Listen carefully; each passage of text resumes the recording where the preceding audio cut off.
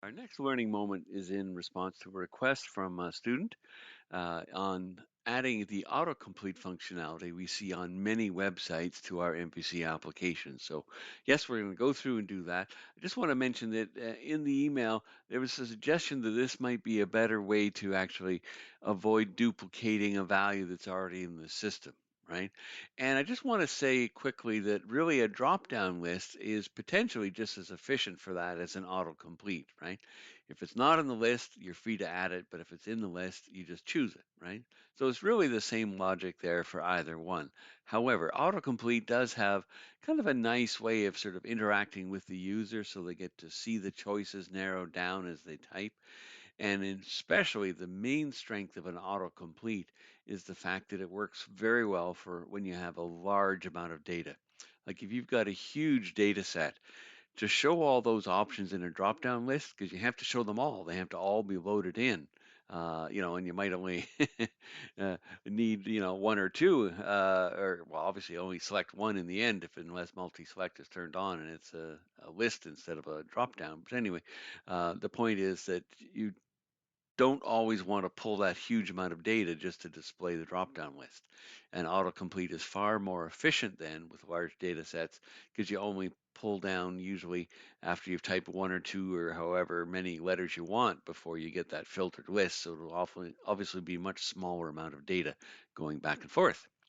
Okay, so we're going to go through this example. I mentioned here that there are other ways to do it, but jQuery has this beautiful little widget, an autocomplete widget, that just makes it so easy for us, right? So we're going to go through and complete this demo. So I've downloaded our latest version of the medical office. Truth is, I could do this in anything because I'm not actually going to tie it into any of the existing models. It's just a demonstration of doing autocomplete. But the other thing I want to emphasize here then is I'm generating completely fake data. The point is to see how powerful this is in terms of a large data set. So I want to generate lots of data. So I'm going to make a list of medical products. Okay, there might be supplies, and they're going to be a product code. Okay, a string length of 10, and then a description. Okay, so what I'm going to do is I'm going to randomly generate the product codes just using a random number generator and some strings of characters. And for the descriptions, though, I want it to be a little bit more user-friendly than just random letters. So we already have a good number of specialties seeded for our doctors as a possibility. So I'm just going to pull out specialties and throw them into the description. So again, the data is totally meaningless and fake. It's not even connected to any of our existing models. But I'm just going to use the medical office because, hey, why not? We have it and it's ready to go. All right, so I have it open here in Visual Studio. So as mentioned in the instructions, the first thing I'll do is I'll add the actual model class, right? So it's my medical supply class, and it's going to be pretty typical, right? I'm just going to basically have the integer identity primary key and a couple of strings here, the product code and the description, right? Just need to add my using for the data annotations namespace, and away we go. So they're both required, right? And then that's all we need. Okay, so coming back to data then, I will just come into our context because we do clearly need a DB set for working with this, right? So come down to DB sets, just add a DB set of medical supply objects we'll call medical supplies, right? So that's good. So we're all set as far as that's concerned, but the whole point was we want to seed lots and lots of data. So let's come down into the seed. Now, because I'm going to utilize the specialties, right, I have to make sure I do this after we've created all of our specialties. But one other change I found I needed to do. Because I didn't use the specialties anywhere else, I had this line of code here to calculate the count of how many specialties we had to work with, mainly for the random number aspect or the random choice aspect. And I just had it inside this if, but now I want to use this in more than one spot. So I can just cut this, Control X, right? And paste it up here. That just changes the scope, the visibility of that as a variable that I can work with. Before, because it was inside the if, I could only access it inside that scope. Now it's at a higher level in the scope, and so I can get at it from more than one place. It'll still work inside here, right?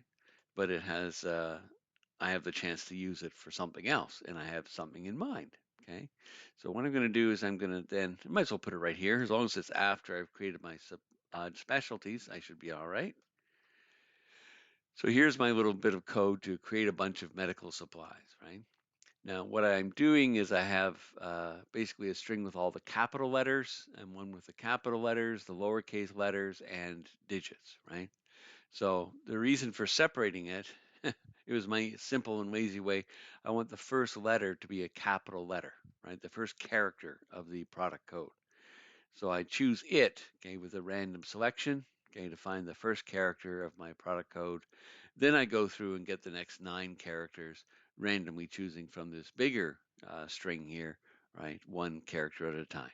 And that will give me a pretty unique looking, kind of garbagey looking, really, but at least it's a product code. It might be somewhat typical. Then for the actual description, I'm just going to randomly pull one of the specialties, right? And that's it. So it'll make a whole bunch of them. How many?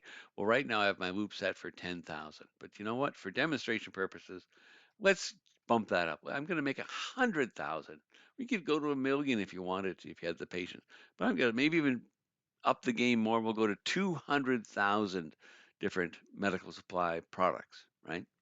There we go. So that's good. We're going to generate lots and lots of seed data so we can see the value of the autocomplete. Now, of course, we've got to make a new migration because we've added a new DB set. So as usual, I'll delete the, ooh, that's loud, MO migrations folder. And I would normally have to delete the database, but remember, I just downloaded this back from Blackboard, so the database was removed to keep the download small, right? So I don't have the database to worry about. However, I have to get my migration recreated. So I'll open my common commands, grab that first line to add the migration back in, creates the folder and everything else, package manager console, and paste that command in, and there we go. So this will generate the migration. And then, of course, now we've seen with our little encapsulation, with our extra, our extra migration steps, right? Stored in a separate class where we pass in our migration builder.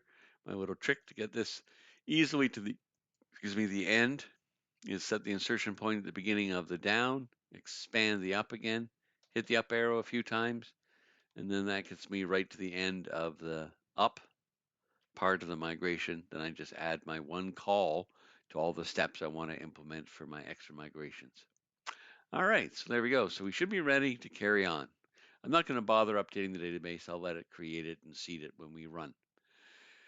Yeah, just to prepare things, planning ahead for a change, I decided next in my copy paste file to throw in uh, adding the navigation, right? So if we come into views, shared, here's our layout. And I'm just going to add another selection here to our drop-down list of navigation options, right? So I'm going to put it right here. By the way, of course, a lot of these controllers are actually protected by authentication requirements. This one is not, so having the link visible the way I have it right now just means I don't even have to log in. I'll be able to go to the medical supplies controller to the index action, and away we go. Ooh, wait a second. I haven't created that yet. Well, let's do that next.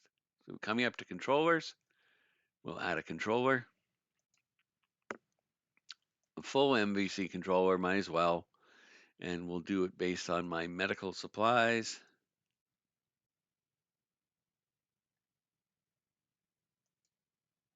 And it'll be the medical supplies controller. All right. So just take a moment to let that cook. Okay, as you've noticed by now, the scaffolding process refreshes some NuGet packages, does a build, and generates all the code. So here we have our code for the controller. Now, I'm not going to spend a lot of time repeating what we've done in the past, but I am going to make a little change here to the index action because I do want this list sorted at the very least, right? I figured sorted by product code because later on that's how we're going to be looking up products. Okay, so I'll just do a simple link query here, adding the order by clause for the product code, and then we just to-list async to get the data to the index view. All right, so let's go ahead and give her a run and see what happens. Now, of course, there's going to be an extra delay here creating the database and doing all that seeding of data, so it'll take a little longer than normal. Exactly how long, I'm not even sure, but definitely a little longer than normal here. I won't make you watch, but let me just pause the video recording. Okay, that took a few seconds to come up. Now, let's come down here to medical supplies, and we'll just see yet another time delay here.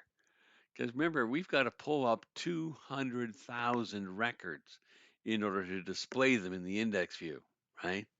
And so that is going to take a bit of time here, especially the first time it gets executed. Yep, definitely not very responsive here. See my little dot going back and forth up there in the top left corner of the screen as we wait for that index view to come up. So, all righty. I'm just going to pause while we keep waiting and waiting, still waiting and waiting. All right. That took a long time. But now we have our sorted list. And, if I even click over here, you know, I have to hold this down continuously and we're barely moving the scroll bar, right? It's just way too much data to work with, right? Sure, in theory, I could edit, okay, and then pull up the one record here that I want to edit for this one.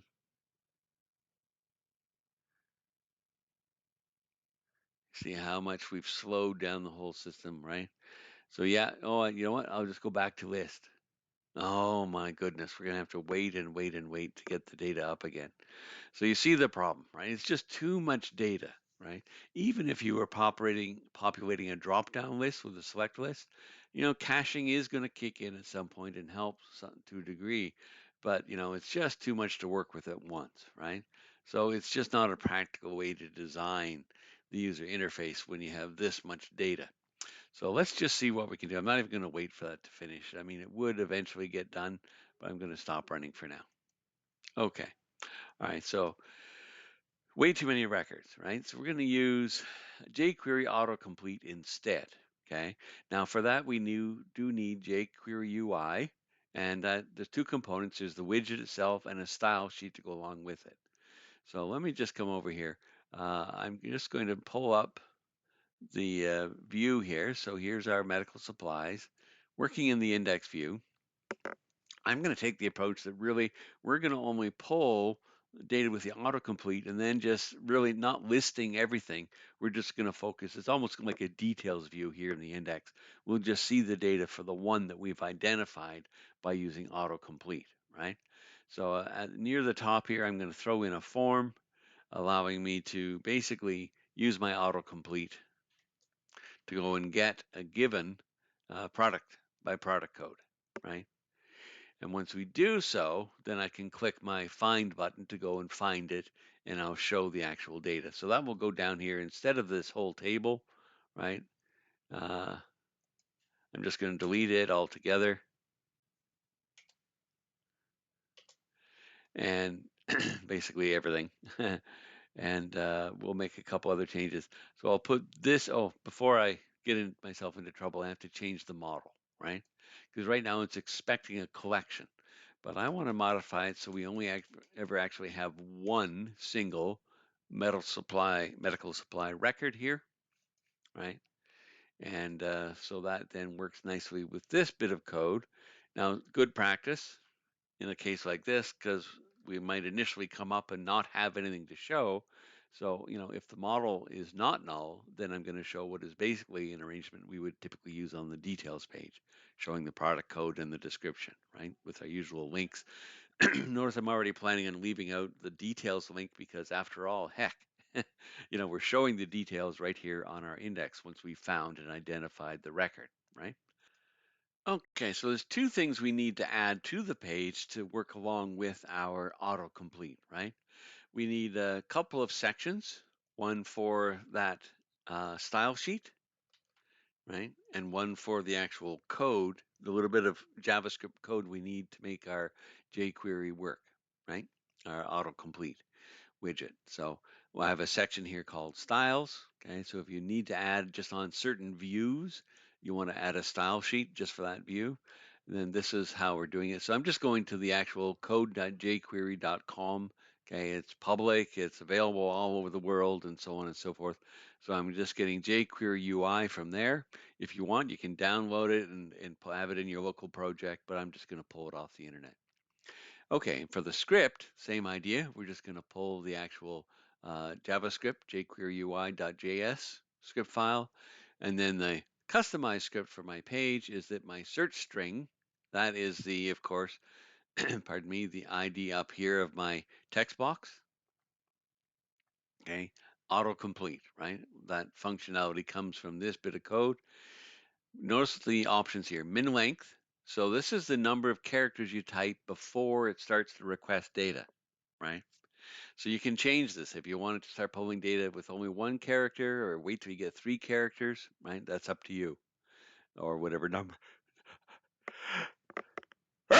Pardon me, I had a big sneeze there. Hope I got it out of the recording. Okay, so yeah, the minimum length is how many characters before it starts actually querying for data. And then the source, okay, is just a URL, right, to the action that we want. So in our medical supplies controller, what I need is a action to call there called get products. I haven't added it yet. We're going to do that now, right? So let me come back here to the controller. So I'll just save that. That's all the changes we're going to make in index. In the controller then, well, I've got to make a few changes. For one thing, right now, my index action, okay, is returning this whole list of data, right? So that's not what we want. Uh, I'm just going to change it so we return that single selected record, right? So that'll be, oh, actually, I'm going to replace the whole thing because I'm going to add a parameter as well, right? Because I figure if I navigate away and I come back, maybe after editing a given medical supply product, right? That I want to redisplay that one automatically. So I'll have the search string value here, right? And I'll use it if it's there to find that one product. Now, if it's not there, it just won't find anything, right? So you can change that, improve the code if you want, but that's just the first kick at the can. All right, so that's good for that. Now, that other method that we talked about there that we need is going to return a JSON result. Okay, so we have to get our data in JSON to satisfy the jQuery widget, right? So I'll just call get products passing term. Now, you have to use that name because that's built into the widget itself, right? That it passes this search criteria as the term, okay? So we use that with the starts with for our product code, and that will return all of the options. Notice we're also doing an order by, right? And that will then give us an ordered list of all the products. Uh, and we don't need the description, so cut down the data. We're just going to select a new anonymous type with the product code, right? And that's the result that we send back. And that's all it takes, okay? And then we're ready to go. All right. Oh, one more thing though. I will get an error if I try to run this now. Well, why don't I show you the error? Okay. Remember that we had that style that we added to the view, okay, in a section called styles, right? Similar concept to how we've done scripts before. We have our section for scripts. Okay, there's our problem, right? Hey, our layout does no styles, right? That has a section or whatever, right? So that's what we're missing. So notice I left layout open. Never did close it. So normally CSS styles and style sheets, that all gets added right here in the head section. So the one thing that's missing is we need to ask it to render any sections that happen to be called styles. And the other key point about this bit of code, required is false. If you didn't have that there, then every single view is expected to have a section named styles, right? But no, we aren't requiring it. But if you happen to have a section named styles, as we do right here, right, then it will render it and include it right here in the head of our layout page. All right, so once more, let's give it a try. And we'll see how this actually works. Okay. All right, so come to the page, nice and fast because it doesn't actually pull data from the database yet. And I can start typing a letter, I don't know, right? Now notice nothing happens till I get at least 2 letters in here, right? And there we go. So now it's gone. Now this is still a pretty big list because we have 200,000, right? But every time I type another letter uh, or character, see how it narrows down, and away we go. So now I'm down to one. I can just select it. Or if I see the one I want, or even earlier on, I can just select it. Once I do, I click Find, and then we're going to go. It's just posting back, but now it's supplying that code to the link query in the actual index action, pulling up the one record, right? Oh, that's not the one we want, so I can delete this and start again. QB, right? And then there are all those, and oh, that's the one I want. I recognize because, of course, usually in a case like this, you actually have some documentation you're working from. Somebody has ordered a given product or whatever, right? So you're just identifying or finding the code. You don't have to memorize all the codes. That'll usually be supplied to you. You're just using this to help you get to it, right? With the autocomplete. Okay, and that's basically all there is to it. So I could find that one instead if I want to edit it. Okay. Now here's where we would want to right now, when I go back to list after editing this, right? I would like to go back and see it, but I don't. So that's the last little bit. Just if we are going to tie it in at all to the rest of the uh, views, right? Then we should make a couple further changes. For one thing, as I said, we don't really need details, so I can take that out of here. And going to the views themselves for medical supplies, I don't need the details view. All right. But what we should do is on the edit and delete views, change the back to list type link, right? So on edit at the bottom here. So after editing a record, okay, we can add this query string. This is another question I have from a student. How do you provide a query string parameter, right?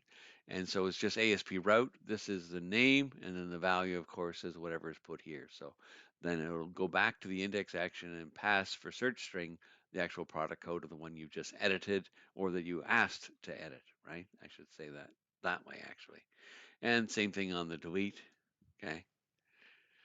No, yes, so if we cancel and we aren't going to delete, we just want to go back to the list, then once more we should go back and see the same record. There we go. So that's it for the views.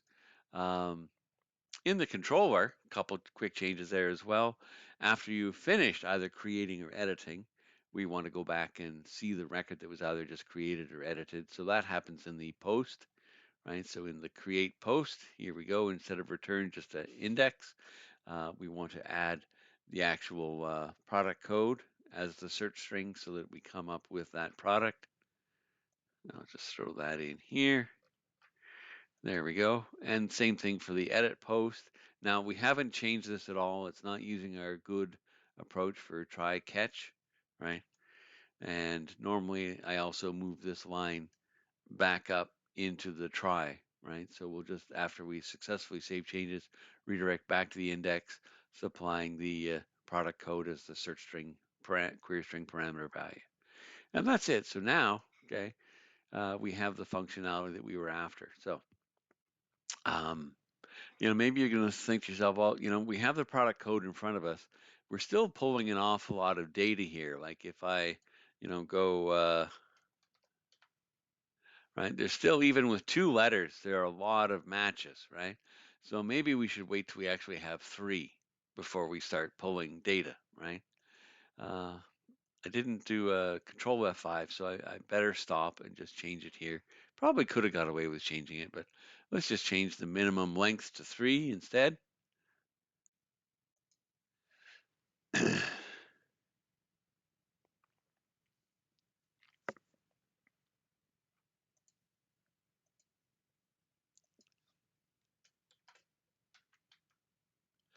And there we go. I zeroed in right away because there was only one that matched FQ1, right?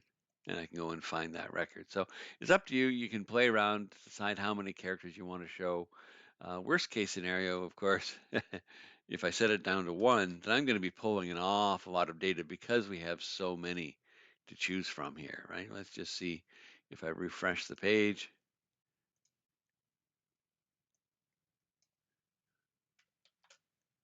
Okay, no, it didn't. I probably have to do a control refresh, right?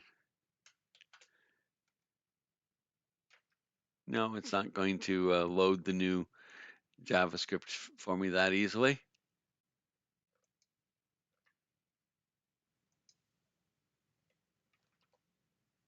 No.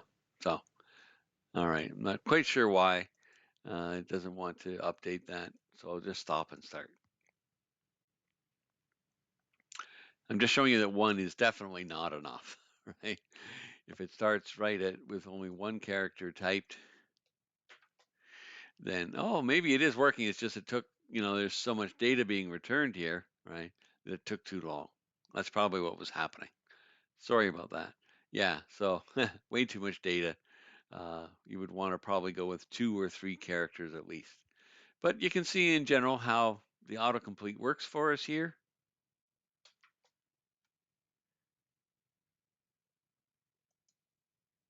right?